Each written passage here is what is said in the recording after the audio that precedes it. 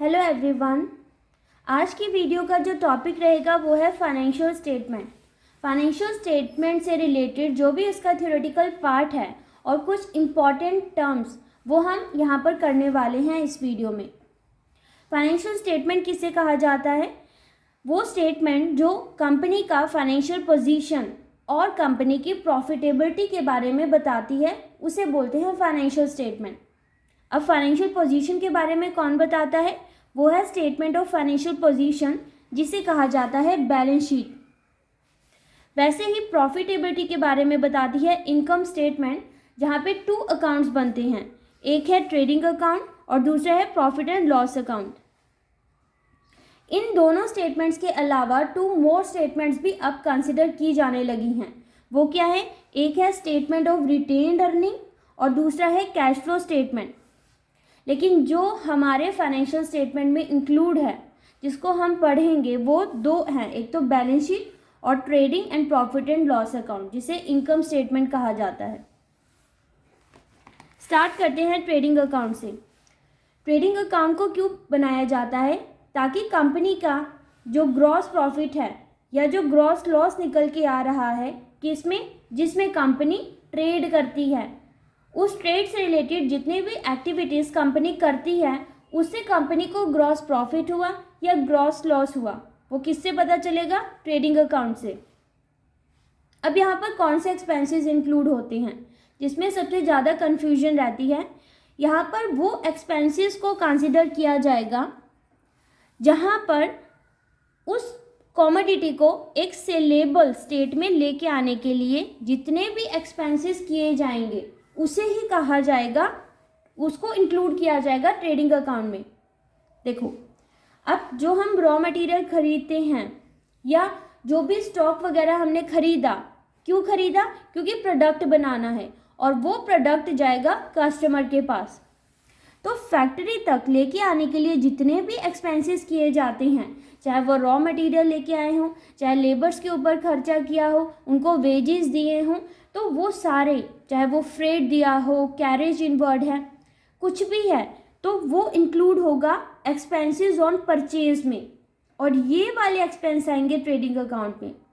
लेकिन जब एक बार फैक्ट्री में से वो प्रोडक्ट बन चुका है और वो प्रोडक्ट जाएगा कस्टमर के पास, तो वो बना हुआ प्रोडक्ट के ऊपर जो भी एक्सपेंसेस किए जाएंगे, चाहे वो एडवर्टाइजिंग से रिलेटेड हो या मार्केटिंग से रिलेटेड हो, तो वो सब कहाँ जाएगा? प्रॉफिट एंड लॉस अकाउंट में। उन्हें कहा जाता है एक्सपेंसेस ऑन सेल्स। तो जब भी एक्सपेंसेस ऑन सेल्स आया तो वो प्रॉफिट एंड लॉस अकाउंट में आएगा, जबकि एक्सपेंसेस ऑन परचेज आएगा ट्रेडिंग अकाउंट में। इसके अलावा जो एक्सपेंसेस इंक्लूड होते हैं ट्रेडिंग अकाउंट में उन्हें कहा जाता है डायरेक्ट एक्सपेंसेस। डायरेक्ट एक्सपेंसेस जो डायरेक्टली रिलेटेड है कंपनी की ट्रेड से। ट्रेडिंग अकाउंट को गुड्स अकाउंट भी कहा जाता है। क्यों?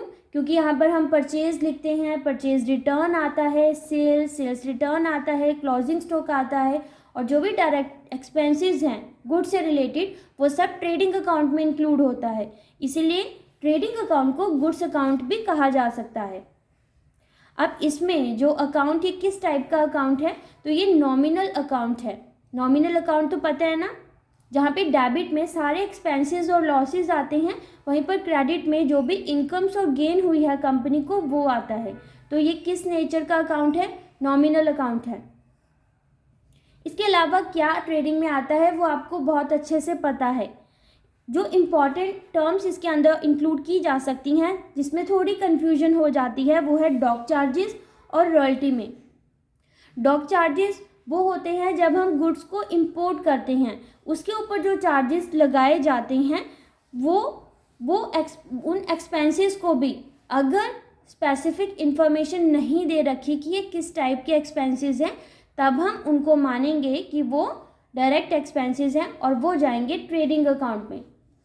लेकिन अगर स्पेसिफिकली गिवन होगा कि जो ये डॉक चार्जेस हैं ये किससे रिलेटेड है, ये इनडायरेक्ट एक्सपेंसेस हैं या फिर ये सेल करने के लिए हैं बने हुए फिनिश्ड गुड्स को, तो अगर वो स्पेसिफिक इन्फॉर्मेशन गिवन है कि ये प्रॉफिट एंड लॉस अकाउंट में लिखना है तो वो हम वहाँ लिखेंगे।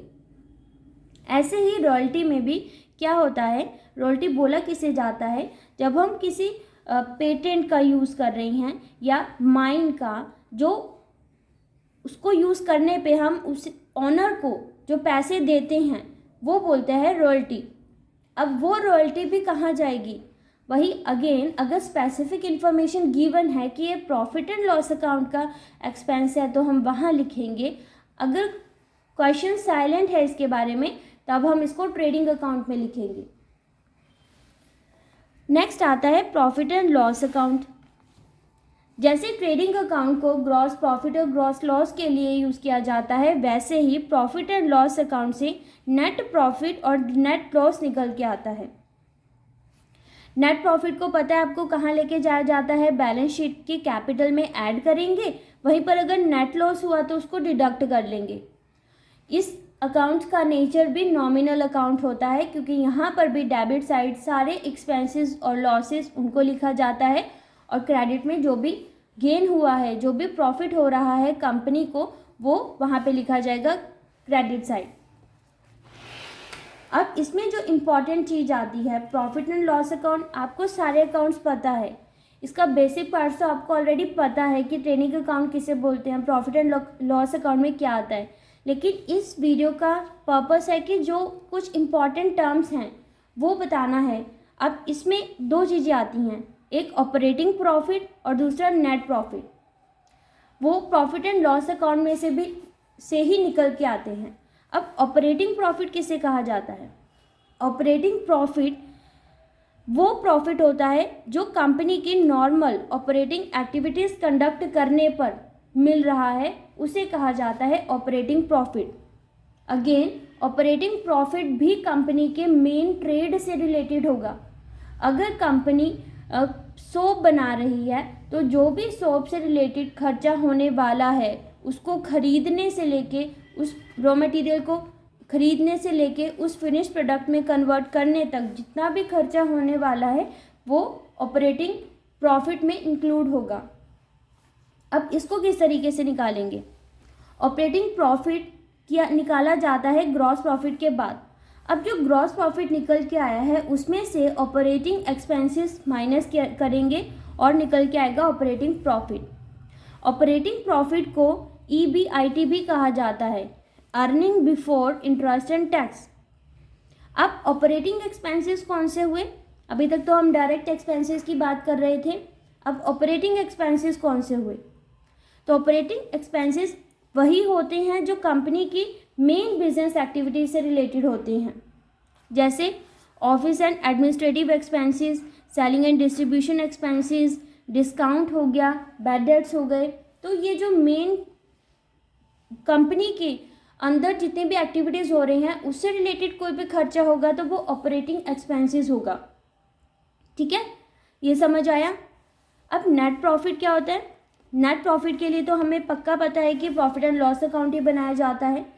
तो लेकिन अगर हम इसको ऑपरेटिंग एक्सपेंस और ऑपरेटिंग इनकम से रिलेट करके देखें तो नेट प्रॉफिट क्या होता है, नेट प्रॉफिट तब आता है जब ग्रॉस प्रॉफिट में से नॉन ऑपरेटिंग एक्सपेंसेस और नॉन ऑपरेटिंग इनकम, ये दोनों यानी कि नॉन ऑपरेटिंग एक्सपेंस को माइनस करें और नॉन ऑपरेटिंग इनकम को प्लस करें, तब निकल के आएगा नेट प्रॉफिट।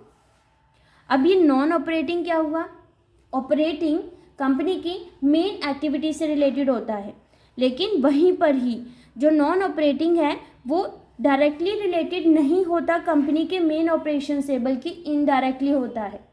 कंपनी ने सोचा नहीं था कि ये एक्सपेंस होने वाला है, लेकिन वो अचानक से हो गया।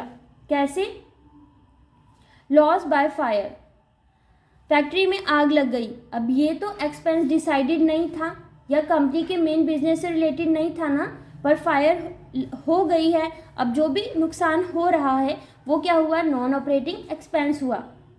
वहीं पर ही नॉन ऑपरेटिंग इनकम, जैसे कंपनी डील करती है फर्नीचर के बिजनेस से, लेकिन कंपनी ने कहीं और भी इन्वेस्टमेंट कर रखी थी किसी और कंपनी के शेयर में, और वहाँ से उनको जो डिविडेंड मिल रहा है तो वो हो जाएगा नॉन ऑपरेटिंग इनकम, क्योंकि वो कंपनी के मेन बिजनेस से रिलेटेड नहीं था। नॉन ऑपरेटिंग एक्सपेंस और नॉन ऑपरेटिंग इनकम किसे कहा जाता है, ये मैं अकाउंटिंग रेशो के वीडियोस में ऑलरेडी आपको बता चुकी हूँ। आप वहाँ से भी इसको समझ सकते हो और अच्छे से। अब जब ऑपरेटिंग प्रॉफिट भी बीच में आ जाता है तो ये निकलता कहाँ पे है, कहाँ इसको कैलकुलेट करते हैं, क्योंकि हम सीधा ट्रेडिंग अकाउंट के बाद प्रॉफिट एंड लॉस अकाउंट बनाते हैं और ट्रेडिंग अकाउंट में ग्रॉस प्रॉफिट निकलता है, प्रॉफिट एंड लॉस अकाउंट में नेट प्रॉफिट निकलता है। तो ये ऑपरेटिंग प्रॉफिट कहाँ आता है, तो उसी को बताने के लिए ये अकाउंट में ही आपको रेफर करना पड़ेगा। अकाउंट से कैसे, देखो ट्रेडिंग अकाउंट में ग्रॉस प्रॉफिट निकलता है, हमें पता है। अब वो ग्रॉस प्रॉफिट कहाँ कैरी फॉरवर्ड किया जाएगा, प्रॉफिट एंड लॉस अकाउंट में। अब उस ग्रॉस प्रॉफिट में जितने भी ऑपरेटिंग इनकम अगर ऐड कर दें और जितने भी ऑपरेटिंग एक्सपेंसेस हैं उनको माइनस कर दें तो निकल के आता है ऑपरेटिंग प्रॉफिट। अब यहाँ प्रॉफिट एंड लॉस अकाउंट को ही हमने 2 पार्ट्स में डिवाइड कर दिया, जहाँ पे ऑपरेटिंग एक्सपेंस और इनकम अलग रखे हैं और नॉन ऑपरेटिंग एक्सपेंस और इनकम अलग रखे हैं। तो अगर ऑपरेटिंग इनकम को प्लस करने पर और ऑपरेटिंग एक्सपेंस को माइनस करने पर ऑपरेटिंग प्रॉफिट आता है, तो वही ऑपरेटिंग प्रॉफिट आगे जब जाएगा कैरी फॉरवर्ड होगा प्रॉफिट एंड लॉस अकाउंट में ही, तो उसमें जब हम नॉन ऑपरेटिंग इनकम को क्या कर दें, ऐड कर दें और नॉन ऑपरेटिंग एक्सपेंस को माइनस कर दें, तो हमारे पास आ जाएगा नेट प्रॉफिट। ठीक है। अब यहाँ पर क्या हो सकता है, अगर हम सिर्फ यहाँ पर ऑपरेटिंग प्रॉफिट की बात करें इतना, अगर यहाँ पर ग्रॉस प्रॉफिट भी आ रहा है, यहाँ पर हमने जब ट्रांसफ़र करा लेकिन यहाँ पर कोई भी ऑपरेटिंग इनकम नहीं थी और कोई भी ऑपरेटिंग एक्सपेंस नहीं था, सीधा नॉन ऑपरेटिंग था, तो ग्रॉस प्रॉफिट में ही जब हम नॉन ऑपरेटिंग इनकम को ऐड कर दें और ग्रॉस प्रॉफिट में से ही नॉन ऑपरेटिंग एक्सपेंस को माइनस कर दें, तब भी नेट प्रॉफिट आ जाएगा। ठीक है ना, समझ आया आपको। जो लास्ट स्टेटमेंट बनती है वो है बैलेंस शीट। बैलेंस शीट क्यों क्या बनाई जाती है, ताकि कंपनी की ट्रू फाइनेंशियल पोजीशन के बारे में पता चल सके। इससे हमें क्या पता चलता है कि कंपनी के कितने एसेट्स हैं, लायबिलिटीज़ हैं, यही चीज़ पता चलती है। और इसके साथ साथ ही कंपनी की पोजीशन क्या है, क्या कंपनी सॉल्वेंट तो नहीं होने वाली या इनसॉल्वेंट। सॉल्वेंट और इनसॉल्वेंट के बारे में भी कंपनी के बारे में पता चलता है। कंपनी सॉल्वेंट है, इसका मतलब क्या है कि कंपनी की जो एसेट्स हैं वो ज़्यादा हैं लायबिलिटीज से। इनसॉल्वेंट का मतलब हुआ एसेट्स कंपनी की कम हैं और लायबिलिटीज़ उनको ज़्यादा पे करनी है, उनके ऊपर ज़्यादा ऑब्लिगेशंस हैं। बैलेंस शीट को एक स्टेटमेंट कहा जाता है, अकाउंट नहीं, ये तो आपको पता ही था। अब यहाँ पर ये अगर बात करें, वैसे तो इसे अकाउंट नहीं कहा जाता, लेकिन किस नेचर का अकाउंट है, कौन से रूल यहाँ पर फॉलो किए जाते हैं, तो यहाँ पर एक तो पर्सनल रूल फॉलो किया जाता है और रियल रूल। इसको पर्सनल और रियल अकाउंट बोलते हैं, लेकिन अकाउंट नहीं बोलते, इसको स्टेटमेंट ही कहा जाता है।